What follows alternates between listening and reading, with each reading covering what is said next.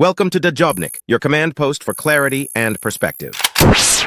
One of the world experts on UNRWA is here with us today, and we're really honored and delighted that she made the trip. And without further ado, I give the floor to Dr. Einat Wilf.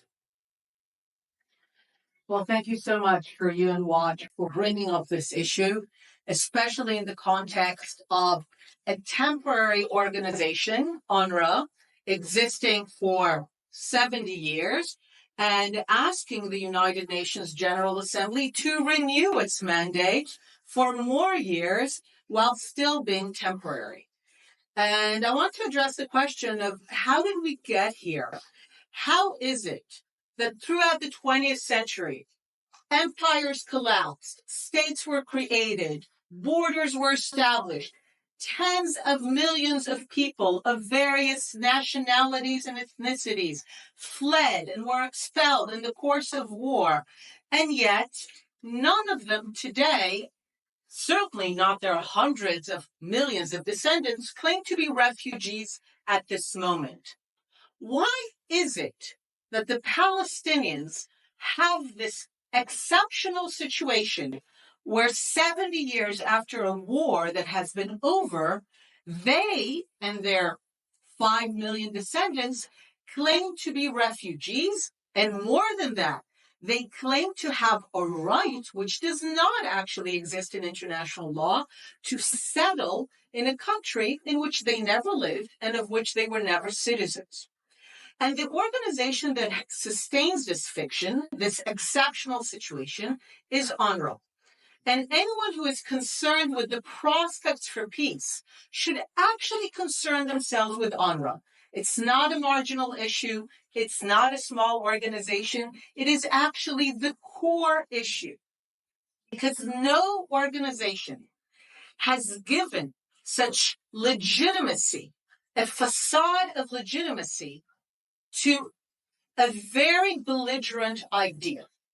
The reason that the Palestinians and 5 million descendants claim to still be refugees today and to return, so-called, from a war that was over 70 years ago is that in their mind, the war is not over.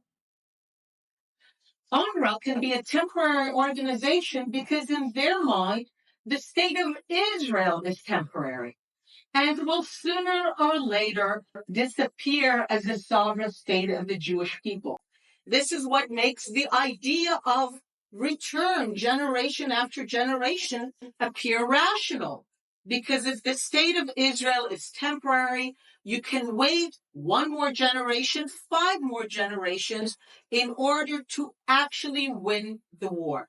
Unlike millions and millions of people around the world, because the war meant that the Jewish people had a sovereign state, the Palestinians, supported by much of the Arab and Islamic world, refused to accept the outcome of this war.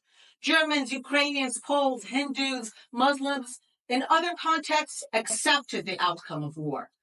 Palestinians and Arabs in the context of Jews having sovereignty refused to accept the outcome of war and essentially hijacked UNRWA, which was to be a temporary resettlement agency in the 1950s, to sustain this fiction that they are somehow still refugees and that they have this right, which does not exist, to settle in Israel.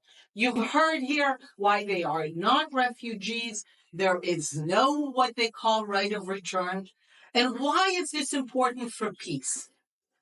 Because as long as from the Palestinian side, in their mind, the war is not over.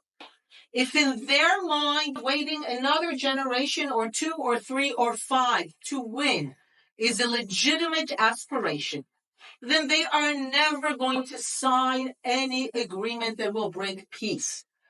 They will wait out any proposal to the day that they return, that they win, that the war is over in a way that they want it, which means that the Jewish people do not have that state.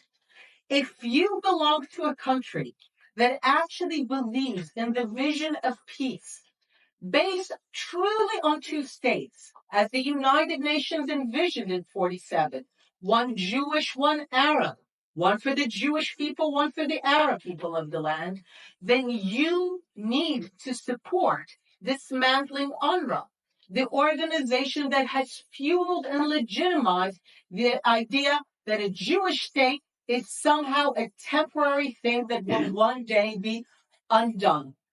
And UNRWA, crazy, is supported by Western countries.